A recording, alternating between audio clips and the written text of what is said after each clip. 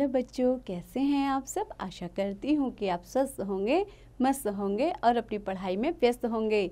आपकी इसी पढ़ाई को आगे बढ़ाते हुए आज हम पढ़ने जा रहे हैं एक नया चैप्टर, एक नया अध्याय, जिसका शीर्षक है एक संस्मरण। बच्चों, संस्मरण मतलब क्या हुआ। संस्मरण यानी कि जो हम याद करते हैं अपनी पिछली यादों को, जो आपकी स्मृति में पिछली यादें होती हैं, पुरानी यादें होती हैं, उन्हें जब हम लिखते हैं या किसी को सुनाते हैं तो उसको कहते हैं संस्मरण। तो आइए बच्चों, इस पाठ को शुरू करते हैं और आप लोग भी इस संस्मरण को ध्यान से सुनिएगा। मेरा जन्म परिसाल में हुआ था। मैं 4 साल की उम्र से ही तबला बजाने लगा। माँ नियमित रूप से पूजा करती और भजन गाती थी। नियमित रूप से यानी कि नियम के साथ रोज पूजा करती और भजन गाती। खोल जो मिट्टी से बना एक खास तरह का बाजा था, मैं ही बजाता था। मेरी माँ की संगीत में बेहद रुचि थी। लाल मोहन गोस्वामी उन्हें संगीत सिखाने हमारे घर आया करते थे। उनके भजन सुनते सुनते ही मैंने संगीत सीख लिया। संगीत यानी कि म्यूजिक सीख लिया। बचपन में मैंने शैतानियाँ भी बहुत की। खासकर अमावस की रात हमारे लिए शैतानियों की रात होती थी। बच्चों, अमावस की रात यानी कि अमावस यानी अमावस्या, जिस दिन चंद्रमा नहीं आते हैं, उस दिन अंधेरी रात होती है, उसको कहते हैं अमावस यानी कि अमावस्या की रात। तो वो क्या कह रहा है कि यह रात हमारे लिए शैतानियों की रात होती थी। हमारी टोली दिन में टोह लेती थी कि किसके बगीचे में फल ज्यादा हैं। फिर रात में सब मिलकर वहां धावा बोलते थे। धावा बोलना यानी कि हमला कर देना।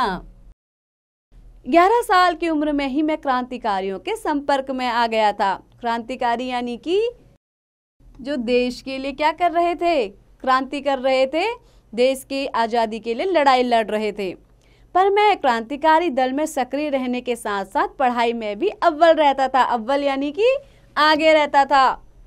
एक बार क्रांतिकारियों का साथ देने के लिए मुझे छोटी उम्र में जेल भी जाना पड़ा। जेल से छूटने के बाद भी जब पुलिस बहुत तंग करने लगी तो एक दिन मैं घर से भाग निकला। पास में सिर्फ थोड़े से पैसे थे। जब भूख से लड़ना कठिन हो जाता तो एक पैसे के मुरमुरे ले लेता, ऊपर से पानी पी लेता। कई दिन इसी तरह गुजरे। आखिर हालत यह हुई कि जेब एकदम खाली हो गई। एक दिन कोलकाता में भटकते हुए एक ढाबे के सामने मैं जा खड़ा हुआ। क्यों भाई, कुछ कामकाज है? पूछने पर ढाबे के मालिक ने सिर से पांव तक देखा। कुछ हैरान होकर वह बोला, कामकाज तो है, तुम करोगे? मैंने सिर हिलाया, हाँ करूँगा। मालिक तुरंत बोला, लेकिन 2 वक्त का खाना छोड़कर पैसे वैसे कुछ नहीं मिलेंगे, और हाँ, काम खत्म करके यही ढाबे के सामने सो सकते हो। ढाबे के सामने एक पोखर था। पोखर यानी कि एक तालाब। उसी के किनारे बैठकर मैं बर्तन मांजता था। रात के वक्त बर्तन मांजते मांजते परिसाल का नदी तट याद आ जाता। तब मैं अपनी किसान वाली आवाज में गाना शुरू कर देता। एक दिन एक व्यक्ति ने मुझसे पूछा, रात के वक्त पोखर के किनारे बैठकर तुम ही गाते हो? वह जादूगर मनोरंजन सरकार था, जो ढाबे का स्थायी ग्राहक था। उसने कहा, मेरे एक मित्र हैं, सामने वाली कोठी में रहते हैं। वही पूछ रहे थे। कह रहे थे कि कोई लड़का वहाँ बहुत उदास स्वर में गाता है। वे तुम्हारा गाना सुनने के लिए हर रोज बरामदे में कुर्सी डालकर बैठ जाते हैं। एक दिन खाना खाने के बाद मनोरंजन बापू ने पूछा, एक महफिल होने वाली है, अनिल वहाँ चलेगा मेरे साथ? बच्चों, महफिल यानी कि एक पार्टी होने वाली है, क्या तुम मेरे साथ वहाँ चलोगे? मैंने कहा, चलना तो चाहता हूँ, मगर मेरे पास धोती कुर्ता नहीं है, पैरों में चप्पल भी नहीं है। आखिर मैंने अपनी बनियान को साबुन से रगड़ रगड़ कर धोया, अपने मित्र पन्ना से धोती कुर्ता मांगा और नंगे पांव चल पड़ा मनोरंजन सरकार के साथ। महफिल थी राय बहादुर अघोरनाथ अधिकारी के घर पर। वे उन दिनों बंगाल के स्कूलों में महानिरीक्षक थे। वहां पहुंचते ही मेरे मुंह से निकला, बाप रे बाप, लगता है किसी राजा महाराजा का महल है। अंदर का दृश्य एकदम अद्भुत था। बच्चों अद्भुत था, यानी कि एकदम अनोखा। विमल चटर्जी नाम के एक सज्जन गाना गा रहे थे। जैसे ही विमल चटर्जी का गाना समाप्त हुआ, मनोरंजन सरकार उठे और उन्होंने घोषणा कर डाली, साहब यह लड़का बहुत अच्छा गाता है। चारों तरफ से आवाज आई, हो जाए हो जाए।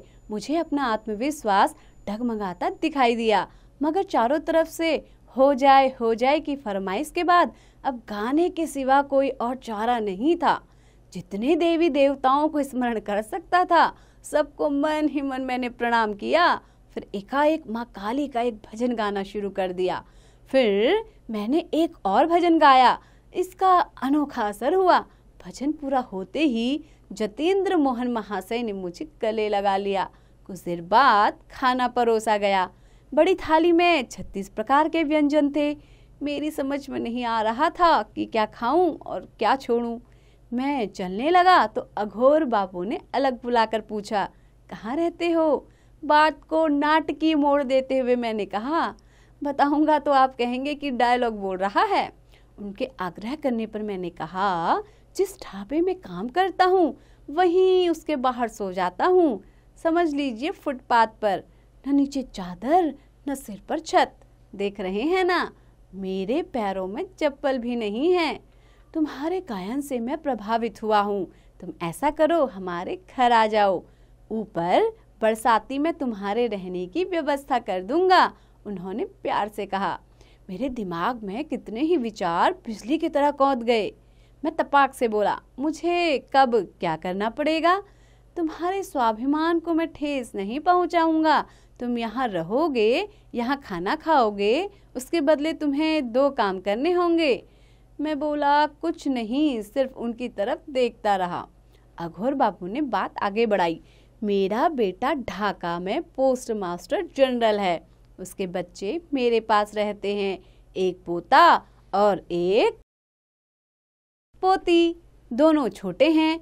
तुम्हारा काम होगा सवेरे कुछ समय के लिए उन्हें अक्षर ज्ञान कराना। और दूसरा काम? मैंने पूछा तो उन्होंने कहा, हाँ, शाम को मुझे 1-2 भक्ति गीत सुना देना। फिर अघोर बापू ने प्यार से मेरे सिर पर हाथ रखा और कहा, कल से यह लड़का ढाबे में काम नहीं करेगा, उनसे कह देना।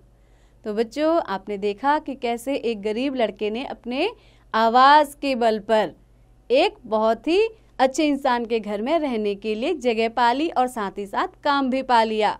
तो बच्चों, कैसी लगी आपको ये कहानी? आशा करती हूँ कि आपको बहुत पसंद आई होगी। तो बच्चों, ऐसे ही पढ़ते रहिए, आगे बढ़ते रहिए और हाँ, इसका अभ्यास भी जरूर कीजिए।